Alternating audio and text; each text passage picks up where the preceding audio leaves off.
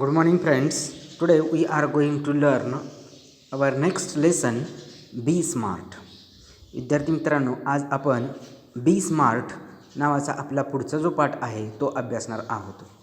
तत्पूर्वी बी स्मार्ट म्हणजे काय तर याचा अर्थ आपण समजावून घेऊया. स्मार्ट असणं याचा अर्थ बुद्धिमान असणं किंवा या ठिकाणी हुशार असणे असं होतो. स्मार्ट होणे इथं असं सांगितलेलं आहे की बी स्मार्ट म्हणजे तुम्ही बुद्धिमान व्हा, हुशार व्हा, म्हणजेच थोडक्यात काय तर यशस्वी बना, तुम्ही यशस्वी बना. मग कशा पद्धतीनं आपल्याला या ठिकाणी जे लेखक आहेत या पाठाचे ते वेगवेगळ्या उदाहरणाच्या माध्यमातून आपण जीवनामध्ये यश प्राप्त करण्यासाठी कोणत्या पायऱ्या किंवा कोणते टप्पे, कोणत्या गोष्टी लक्षात घेतल्या पाहिजेत या दृष्टिकोनातून या ठिकाणी उदाहरणाच्या माध्यमातून लेखक आपल्याला सांगत आहे. तर आपण सुरुवात करूया. पहा पहिला paragraph. Champions aren't made in gyms असं म्हटलेलं आहे. आता चॅम्पियन्स म्हणजे माहितीच आहे, जे विजेते असतात त्यांना आपण चॅम्पियन म्हणतो. मग हे जे विशेषतः क्रीडामधले चॅम्पियन्स असतात, जे क्रीडा स्पर्धेमधले जे विजेते असतात ते काही व्यायामशाळेमध्ये म्हणजे जिम्स म्हणजे व्यायामशाळा त्याच्यामध्ये बनत नाहीत किंवा तयार होत नाहीत. Champions are made from something they have deep inside them, a desire, a dream, a vision. आता हे जे चॅम्पियन्स असतात, हे जे विजेते असतात, हे त्यांच्यामध्ये असणाऱ्या इच्छाशक्ती, प्रबळ इच्छाशक्ती, स्वप्न त्यांची असणारी किंवा त्यांच्याकडे असणारी दूरदृष्टी, पहा विजन याचा अर्थ दूरदृष्टी असा इथं होतो, यांच्यासारख्या जी कौशल्य असतात त्यांच्यामध्ये खोलवर अशा प्रकारची कौशल्य असतात आणि या गोष्टीमुळे अशा प्रकारचे विजेते निर्माण होत असतात, बनत असतात. They have to have the skill and the will. आता त्यांच्याजवळ काय काय असतं? मग दोन गोष्टी महत्त्वाच्या असतात, ते म्हणजे स्किल आणि त्याला आपण कौशल्य असं म्हणतो, आणि द विल म्हणजे इच्छाशक्ती. पहा, कौशल्य आणि इच्छाशक्ती या दोन्ही गोष्टी त्यांच्यात असतातच किंवा अनिवार्यच असतात. But the will must be stronger than the skill. पण सगळ्यात महत्त्वाचं म्हणजे जे विल आहे, जे इच्छाशक्ती आहे, ती कौशल्यापेक्षाही अधिक काय असते, बळकट असते किंवा असायला पाहिजे. Successful professional thrive in the same manner. आता या ठिकाणी थ्राईव्ह असा एक शब्द आलेला आहे. थ्राईव्ह म्हणजे भरभराट होणे किंवा यशस्वी होणे. जे मग कित्येक आपण म्हणू शकतो की यशस्वी व्यावसायिक जे असतात ते अशाच प्रकारे त्यांचा काय होत असतो, त्यांची प्रगती होत असते. We all have natural talents. आता आपल्या सर्वांच्याच मध्ये आपण जर विचार केला तर उपजतच बुद्धी कौशल्य ही असतात किंवा बुद्धिमत्ता आपल्यामध्ये ज्यावेळेस आपला जन्म होतो तेव्हापासूनच we all have natural talent. If we use that talent to set our goal in life we can easily get success in life. आणि मग आपल्याजवळ ते असणारं जे बुद्धिचातुर्य आहे किंवा आपल्याजवळ असणारं जो बुद्धीचा कौशल्य आहे जे, त्याचा जर वापर आपण आपल्या जीवनामध्ये, आता याच्यामध्ये गोल, पहा या पाठामध्ये गोल हा अतिशय महत्त्वाचा शब्द आहे. ध्येय किंवा उद्दिष्टे असा त्याचा अर्थ होतो. ध्येय असाच घ्या अर्थ. If we use that talent to set our goal in life we can easily get success in life. जर समजा आपल्याकडे असणाऱ्या त्या बुद्धीचा वापर आपण आपली ध्येय ठरवण्यासाठी जीवनामध्ये केला तर आपल्याला नक्कीच यश प्राप्त होतं. We shall not achieve our goals if we do not take action to achieve them. पहा, जर समजा आपण आपली ध्येय उद्दिष्ट प्राप्त करण्यासाठी कृती केली नाही तर आपण आपली ध्येय उद्दिष्ट काय करू शकणार नाही, पूर्ण करू शकणार नाही किंवा पूर्ण होत नाहीत. Setting goals have two valuable assets, a sense of originality and a stepping stone to illuminate the path. आता आपल्याला जे ध्येय निश्चित करायचं आहे त्यावेळेस दोन महत्त्वपूर्ण गोष्टी असतात किंवा दोन गोष्टी महत्त्वाच्या ठरतात. मग कोणकोणती? अ सेन्स ऑफ ओरिजिनॅलिटी. पहा, त्याच्यामध्ये कल्पकतेची समज, म्हणजे आपल्याला या ठिकाणी कोणकोणत्या नवनवीन गोष्टी आपण करू शकतो याची जाणीव आपल्याला असली पाहिजे. And a stepping stone to illuminate the path. आणि ध्येयाचा आपला जो मार्ग आहे तो सुस्पष्ट करणारी पहिली पायरी, प्रकाशमान आपल्याला जो ध्येय आपण त्या ठिकाणी ठरवलेला आहे ते त्या ठिकाणी आपल्याला त्या ध्येयाचा मार्ग स्पष्ट करणारी अशी ही पायरी असली पाहिजे. Goals put one at the helm of life, pursuing them acknowledges a better future situation. पहा, जर ध्येय आपल्या जीवनामध्ये असतील तर ध्येयामुळे व्यक्ती काय म्हणते, आपल्या आयुष्याची जी सूत्र असतात, म्हणजे आपलं जे आयुष्य असतं ते आपण योग्य प्रकारे हाती घेऊ शकतो. They help to steer, pursuing them acknowledges a better future situation.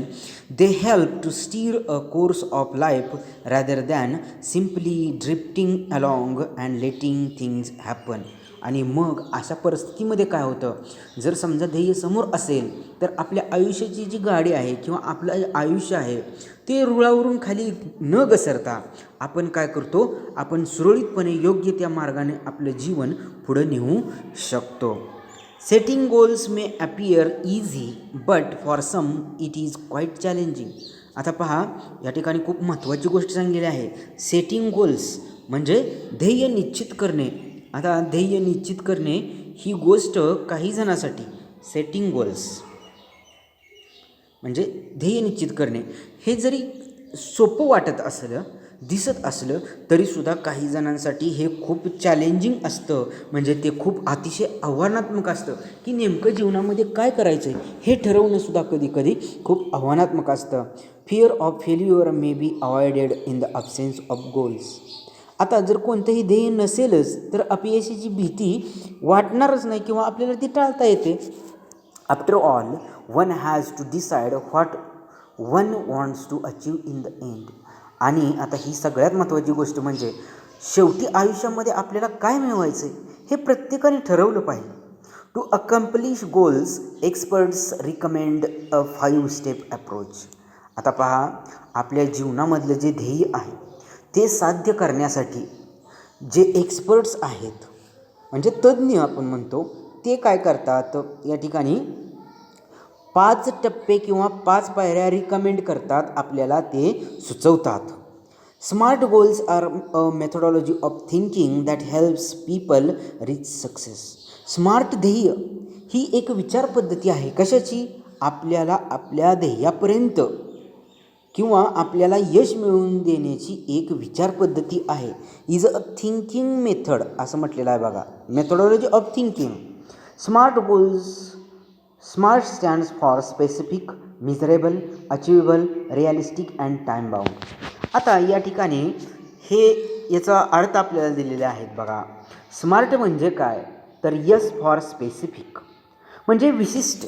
आता हे लक्षात घ्यायचं आहे तुम्ही, याचे अर्थ मी तुम्हाला या ठिकाणी सांगणार आहे. अतिशय महत्त्वाचे शब्द या पाठातील आहेत. First word is yes for specific. बरोबर, याचा अर्थ काय होतो? यस फॉर स्पेसिफिक म्हणजे विशिष्ट. त्यानंतर मिझरेबल, मिझरेबल म्हणजे मोजता येण्याजोगी. त्यानंतर अचिवेबल, अचिवेबल म्हणजे प्राप्त करता येण्याजोगे. रिअलिस्टिक म्हणजे वास्तववादी. आणि टाईम बाउंड हा जो शब्द आहे शेवटचा तो सुद्धा अतिशय महत्त्वाचा आहे. तो म्हणजे कालमर्यादित, एका विशिष्ट वेळेमध्ये ते आपल्याला काय झालं पाहिजे तर साध्य करता आलं पाहिजे, अशा प्रकारचं ध्येय असलं पाहिजे. Smart goals have a specific rubric. मग अशी स्मार्ट ध्येय जी असतात त्यांची एक काय असते तर एक मार्गदर्शक अशा प्रकारची सूची असते. पहा, त्याच्यामध्ये काय दिलेलं आहे आपल्याला. पहिल्यांदा आपल्याला दिलेलं आहे स्पेसिफिक. म्हणजे स्पेसिफिकचा अर्थ आपण काय सांगितला? विशिष्ट. बरोबर. Involves identifying a specific area for improvement. आता याच्यामध्ये कशाचा समावेश होतो? इम्प्रूव्हमेंट. इम्प्रूव्हमेंट म्हणजे सुधारणा करणे. याच्यामध्ये आपण म्हणतो की काय इम्प्रूव्हमेंट झालेली आहे, बरोबर, इम्प्रूव्हमेंट. तर सुधारणा आपल्याला ज्याच्यात करायची आवश्यकता वाटते अशा एखाद्या विशिष्ट क्षेत्राचा याच्यामध्ये शोध घेतला जातो किंवा लक्षात घेतलं जातं. The more specific the area, the more refined the achievement of one's goal can be. आता याच्यामध्ये असं म्हटलेलं आहे की तुमचे जे क्षेत्र आहे किंवा ध्येय जितके नेमके अधिक तितक्या उत्तम प्रकारे ते ध्येय तुम्हाला काय होऊ शकते, साध्य होऊ शकते. It makes it easier to set parameters and work toward the गोल.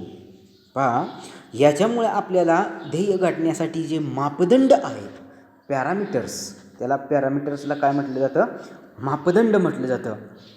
त्याच्यामुळे मापदंड ठरवणे आणि त्यामुळे आपल्या ध्येयाकडे वाटचाल करणे हे काय होतं, सोपे जातं. For example, if it is building a house, what exactly is the capacity required and how long can it stretch. आता उदाहरण एक सांगलेलं आहे. जर समजा आपल्याला काय करायचं आहे, घर बांधायचं आहे, तर ते किती क्षमतेचं असलं पाहिजे, म्हणजे त्यामध्ये किती लोक राहणार आहेत किंवा कशा प्रकारचं बांधायचं आहे आणि त्याच्यासाठी किती कालावधी लागेल याची माहिती असणं आपल्याला आवश्यक आहे. Next point is miserable. तर या ठिकाणी पुढचा जो मुद्दा आहे तो मिजरेबल म्हणजे मोजता येण्याजोगे. Quantifying goals provide specific ways to track progress against goals. तर आता ध्येयाचे जे परिमाण असते ते निश्चित केलेले असेल तर आपल्याला काय करता येते, प्रगतीचे त्या ठिकाणी मापन आपल्याला करता येते, आपली प्रगती किती झालेली आहे. This makes it easy to benchmark performance throughout the goal period including areas to improve म्हणजे सुधारणा करणे. आणि मग त्याच्यामुळे काय होतं, आपल्या ध्येयपूर्ती करत असताना त्याच्या संपूर्ण कालावधी जो आहे, म्हणजे ध्येयाकडे तुम्ही वाटचाल करत असताना त्याच्या कालावधीमध्ये आपली जी कामगिरी आहे ती कशा प्रकारची झालेली आहे, तसेच त्याच्यामध्ये कोणकोणत्या सुधारणा आवश्यक आहेत त्याची संधीसुद्धा आपल्याला शोधता येऊ शकते. While playing football one's exact role and position has to be clearly defined. तर आता आपण एक उदाहरण इथं घेऊया किंवा दिलेलं आहे. फुटबॉल समजा खेळ हा सुरू आहे, मग ते खेळत असताना आपली नेमकी भूमिका काय आणि आपले त्या ठिकाणी स्थान म्हणजे त्या ग्राउंडवरती आपण कुठं उभं राहायचं आहे किंवा कशा पद्धतीनं थांबायचं आहे हे काय असतं, महत्त्वाचं असतं. So we stop here. We will see the remaining part to the next period.